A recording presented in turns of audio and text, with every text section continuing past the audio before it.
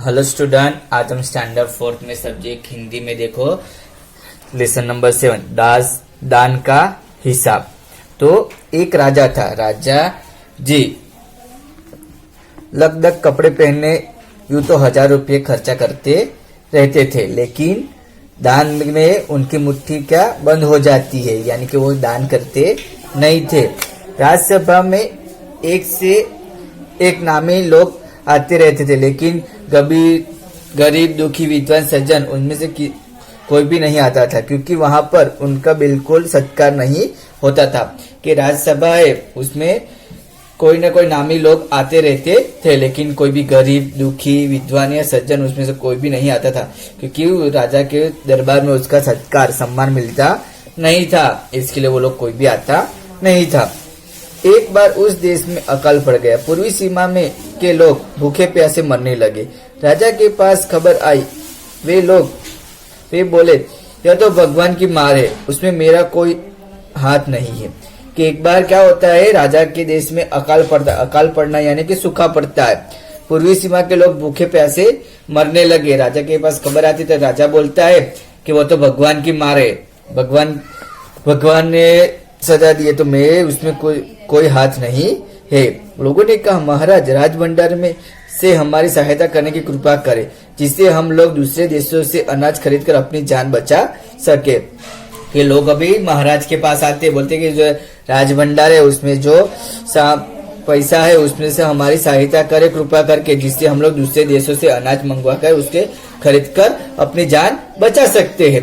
राजा ने कहा, आज तुम लोग अकाल से पीड़ित हो, कल पता चलेगा कहीं भूकंप आया, परसों सुनेंगे कहीं के लोग बड़े गरीब हैं, 2 वक्त की रोटी नहीं जुटती। इस तरह सभी की सहायता करते करते जब राज भंडार खत्म हो जाएगा, तब खुद में ही दिवालिया हो जाएगा। यह सुनकर सभी निराश होकर लौट गए। कि राजा कहते, वो लोग बोलते कि हमारे राजा जी मदद करो, तो राजा बोलते कि तुम लोग को तो कुछ ना कुछ आज अकाल पड़ा है, कल पता चलेगा भूकंप आया, कल परसों सुना कि गरीब लोग है, ऐसा करके मैं सबको बांटते रहूंगा, तो मेरा राज भंडार का पैसा वो खत्म हो जाएगा और मेरा खुद ही दिवाला निकल जाएगा। यह सुनकर सभी लोग जो मदद के मांगने के लिए आए थे और निराश होकर लौट जाते हैं। इधर अकाल का प्रकोप फैलता ही जा रहा था। न जाने रोज कितने ही लोग भूखे से मरने लगे। लोग फिर राजा के पास पहुंचे। उन्होंने राज्यसभा में गुहार लगाई, दुहाई महाराज, आपसे ज्यादा कुछ नहीं चाहते, सिर्फ 10,000 रुपये हमें दे दो, तो हम आधा पेट खाकर भी जिंदा रह जाएंगे। कि अकाल का प्रकोप, सूखा का प्रकोप बढ़ते ही जा रहा था और रोज बहुत सारे लोग मरने लगते। तो फिर से सब लोग राजा के पास मदद के लिए आते, राज्यसभा के आके गुहार लगाते कि दुहाई महाराज, आप हमारे पे कृपा करिए, ज्यादा तो नहीं, हमें सिर्फ 10,000 रुपया दे दे, तो हम लोग आधा पेट भर के हम लोग जिंदा रह पाएंगे। राजा ने कहा, 10,000 रुपये भी क्या तुम्हें बहुत कम लग रहे हैं, और इतने कष्ट से जीवित रहकर भी लाभ ही क्या होगा। कि राजा बोलते कि 10,000 रुपये क्या कम है तुम लोग के लिए, और इसका कष्ट आधा, इतना कष्ट सहने जीकर अभी आप लोग को क्या फायदा है। एक व्यक्ति ने कहा, भगवान की कृपा से लाखों रुपए राजकोष में मौजूद है, जैसे धन का सागर हो, उसमें से एक आध लोटा ले लो महाराज, का क्या नुकसान हो जाएगा। कि महाराज बोलते, भगवान की कृपा से आपके पास तो लाखों रुपये है राजकोष में, तो उसमें से धन का सागर भरा, उसमें से एक या आधा लोटा पानी, थोड़ा पैसा देने में आपका महाराज क्या नुकसान हो जाएगा। भी राजा ने कहा, राजकोष में अधिक धन है तो क्या उसे दोनों हाथों से लुटा दो। अभी राजा कहता कि मेरे राजकोष में पैसा है, धन है, तो मैं क्या दोनों हाथ से सबके लिए लुटाता रहूं क्या। एक अन्य व्यक्ति ने कहा, महल में प्रतिदिन हजारों रुपए इन सुशोभित वस्त्रों, मनोरंजन और महल की सजावट में खर्च होते। यदि इन रुपये में से ही थोड़ा सा धन जरूरतमंदों को मिल जाए, तो इन दुखियों की जान बच जाएगी। कि इसमें से एक व्यक्ति कहता है राजा को कि महल में दिन प्रतिदिन हजारों रुपया उसको सुसज्जित यानी अच्छा सजावट करने के, कपड़े के लिए, मनोरंजन के लिए और महल की सजावट के लिए खर्चा करता, उसमें से थोड़े पैसे जरूरतमंद वाले को, लोगों को दोगे तो उनका भी दुख दूर होगा और वो लोग सब बच जाएंगे। यह सुनकर राजा को क्रोध आया। वह गुस्से से बोला, खुद भिखारी होकर मुझे उपदेश दे रहा हो। मेरा रुपया है, मैं चाहे उसे उबाल कर खाऊं, चाहे तलकर, मेरी मर्जी। तुम अगर इसी तरह बकवास करोगे तो मुश्किल में पड़ जाओगे। इसलिए इसी वक्त चुपचाप खिसक जाओ। अभी यह सुनकर राजा को गुस्सा आता है। बोलते कि तू भिखारी होकर मुझे क्या उपदेश दे रहा है, मुझे क्या सिखा रहा है।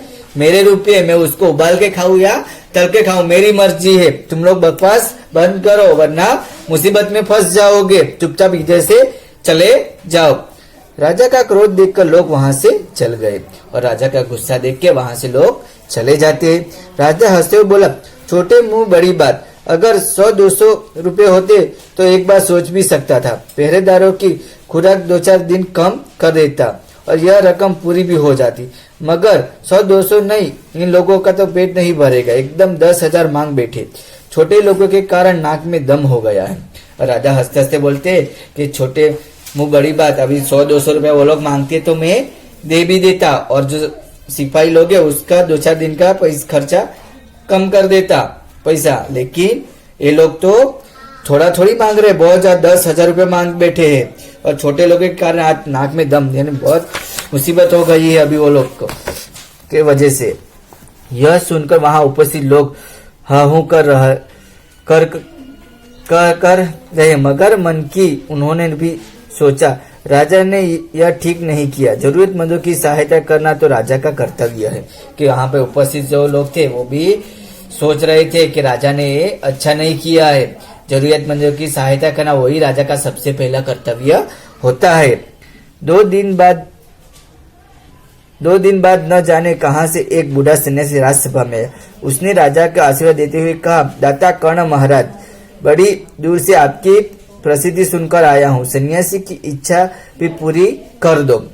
2 दिन बाद वहां से न जाने एक सन्यासी राज्यसभा में आता है और उसे राजा के आशीर्वाद देते हुए कहा कि दाता कर्ण, यानी कर्ण दान का सबसे बड़ा दानवीर था, तो बोले बड़ी दूर से आपकी प्रसिद्धि के बारे में सुना है, इसके लिए सन्यासी की भी इच्छा आप पूरी करें महाराज। अपनी प्रशंसा सुनकर राजा बोला, जरा पता तो चले तुम्हें क्या चाहिए। यदि थोड़ा कम मांगो तो शायद मिल भी जाएगा।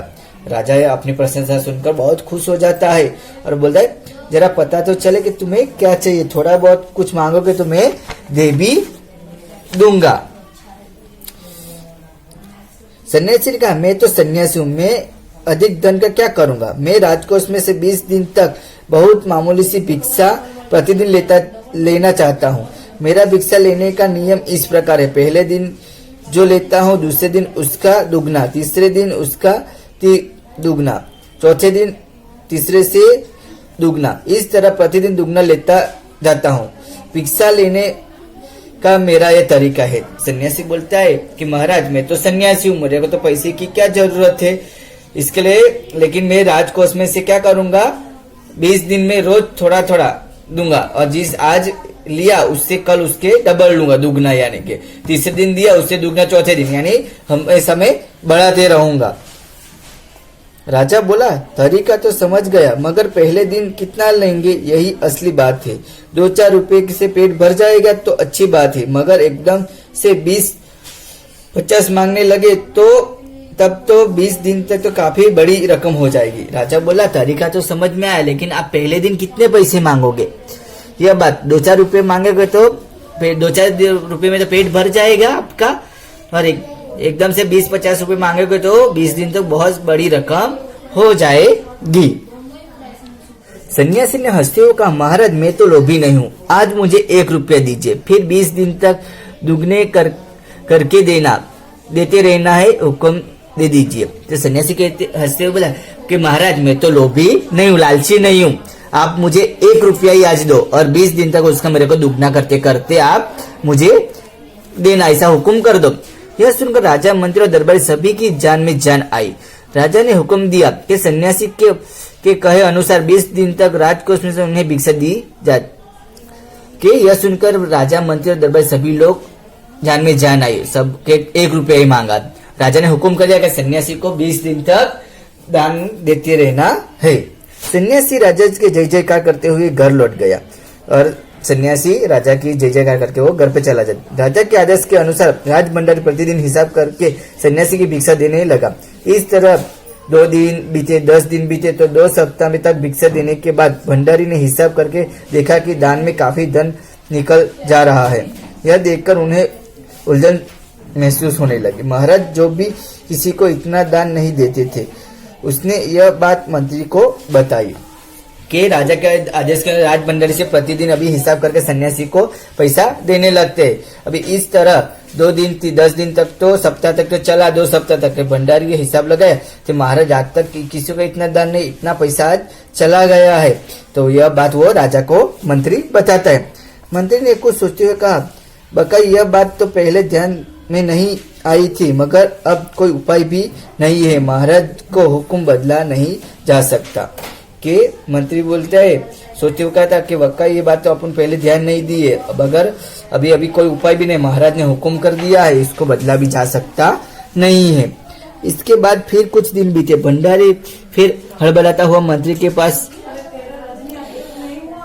आया। हिसाब देकर मंत्री को चेहरा फीका पड़ गया कि कुछ दिन बीते। फिर भंडारी तो हड़बड़ाते हुए मंत्री के पास आता है हिसाब पूरा लेके। हिसाब देख के मंत्री का भी चेहरा फीका पड़ जाता है। वह अपना पसीना पोंछकर सिर खुजाकर दाढ़ी में हाथ फेरते हुए बोला, यह क्या कर रहे हो? अभी से इतना धन चला गया है तो फिर 20 दिनों के अंत में कितना रुपये जाएंगे?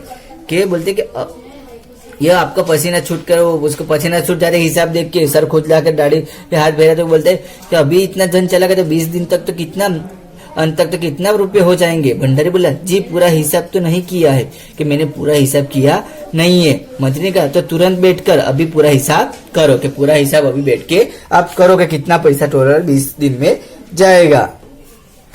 भंडारी हिसाब करने बैठ गया। मंत्री महाशय ने अपने माथे पर बर्फ की पट्टी लगाकर तेजी से पंखा हिलवाने लगी। अभी भंडारी हिसाब करने बैठा है और मंत्री है, उसने अपने सर पे बर्फ रख के तेजी से पंखा चलाने के लिए लोग को, सिपाही सैनिकों बोलते। कुछ ही देर में भंडारी ने पूरा हिसाब कर लिया।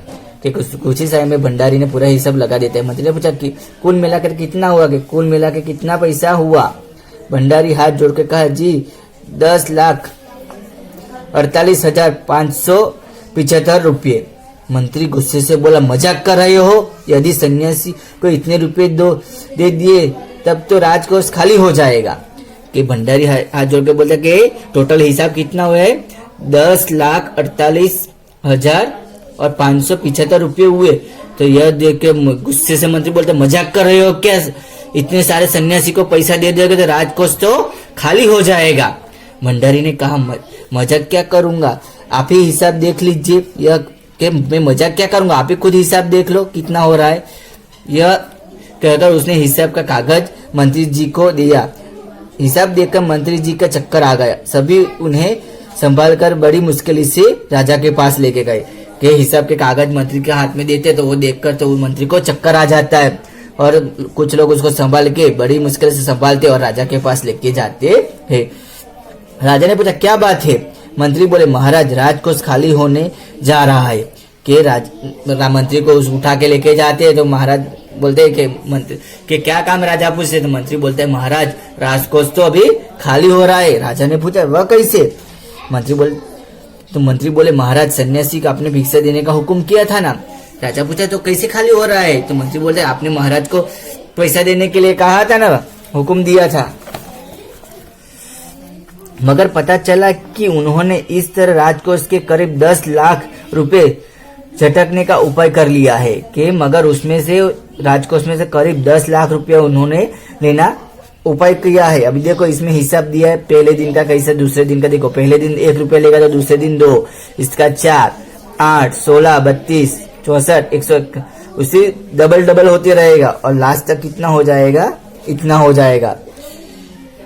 तो राजा ने गुस्से से कहा, मैंने इतने रुपए देने का आदेश तो नहीं किया था, फिर इतने रुपए क्यों दिए जा रहे हैं? भंडारी को बुलाया। राजा बोलते, गुस्सा होता है कि मैंने तो उसको इतना रुपए देने का आदेश थोड़ी दिया था, फिर भी इतने रुपए क्यों दे रहे हो? भंडारी को बुलाओ। मंत्री ने कहा, जी सब कुछ आपके हुक्म के अनुसार ही हो रहा है, आप खुद ही दान का हिसाब देखिए कि सब कुछ आपके हिसाब के ऊपर ही हो रहा है। हुक्म दिया था वैसे ही दे रहे हैं कि एक दिन आज दिया उसका कल डबल देना है। तो देखो ये हिसाब दिया है 20 दिन का, आप ही खुद ही चेक कर लो। राजा ने उससे एक बार देखा, 2 बार देखा, उसके बाद वो बेहोश हो गए। काफी कोशिशों के बाद दूसरे होश में आ जाने पर लोगों सन्यासी को बुलाने दौड़े कि राजा के यह देख के हिसाब देख के पूरा 10 लाख रुपया जा रहा है, यह देख के उसको बेहोश हो जाता है। काफी कोशिश करने के बाद वो होश में आता है और सन्यासी को बुलाने के लिए कहते हैं। सन्यासी के आते ही राजा ने रोते हुए उनके पैरों में गिर पड़ा, बोला दुआ ही है सन्यासी महाराज, मुझे इस तरह जान माल से मत मारिए, जैसे ही भी हो एक समझौता करके मुझे वचन से मुक्त कीजिए। अभी सन्यासी का आते रहे राजा रोने लगता है और उसके पैरों में गिर जाता है, बोलते हैं कि दुआ है कि मुझे बचाओ सन्यासी महाराज, इस तरह मेरी जान माल आप सब मत ले जाओ और मैंने जो वचन दिया उसमें से मुझे मुक्त करो। अगर आपको 20 दिन तक भिक्षा दी जाए तो राजकोष खाली हो जाएगा। फिर राजकोष कैसे चलेगा कि मैं 20 दिन तक आपको भिक्षा देता रहूंगा तो मेरा तो राजकोष खाली हो जाएगा। फिर राजकोष कैसे चलेगा? सन्यासी ने गंभीर होकर कहा, इस राज्य के लोग अकाल में मर रहे हैं, मुझे उनके लिए केवल 50,000 रुपये चाहिए। वह रुपये मिलते ही मैं समझूंगा मुझे मेरी पूरी भिक्षा मिल गई। सन्यासी गंभीर होकर बोलता है कि मुझे इस गांव के लोग अकाल से मर रहे हैं, तो मेरे वो लोग को मदद करने के लिए मुझे कितना चाहिए? 50,000 रुपये ही चाहिए। आप मुझे वो मिल जाएगा, उसके बाद मैं पैसा लेना बंद कर दूं, मैं सोचूंगा कि मुझे मेरी भिक्षा मिल गई। राजा ने कहा, परंतु उस दिन एक आदमी ने मुझसे कहा था कि लोगों के लिए 10,000 रुपये ही बहुत होंगे। कि राजा कहता है एक दिन तो वो लोग पैसा लेने के लिए आए थे, तो मुझे तो बोला था कि खाली वो लोग को 10,000 रुपये ही चाहिए। सन्यासी ने कहा, मगर आज मैं कहता हूँ कि 50,000 से एक पैसा कम नहीं लूंगा। लेकिन सन्यासी बोला, मैं 50,000 रुपये से एक पैसा भी कम लूंगा नहीं। राजा गिड़गिड़ाया, मंत्री गिर गए, सभी गिर गए, मगर सन्यासी अपने वचन पर डटा रहा। आखिरकार लालच होकर राजकोष में से 50,000 रुपये देकर सन्यासी को देने के बाद ही राजा की जान बची। राजा गिड़गिड़ाने लगा, विनती करता है, मंत्री करता है, सभी लोग सन्यासी को विनती करते हैं, लेकिन सन्यासी अपने वचन पे डटा रहता है। आखिरकार राजा को 50,000 रुपया सन्यासी को देना ही पड़ा। पूरे देश में खबर फैल गई कि अकाल के कारण राजकोष में से 50,000 रुपये की राहत मिल गई। सभी ने कहा, हमारे राजा कर्ण जैसे दानी है। और पूरे देश में खबर फैल जाती है कि राजा ने सभी अकाल में फंसे लोगों के लिए राजकोष में से 50,000 रुपये दिए। यह सुनकर सभी लोग बहुत खुश हो जाते और सभी लोग राजा को कहते कि हमारे जो राजा है वो महाराज कर्ण के जैसे दानवीर है, और सब बहुत आशीर्वाद देते है। तो यहाँ पे हमारा लेसन खत्म हुआ। आप लोग को अच्छे से टेक्स्ट बुक में रीडिंग करना है। Thank you.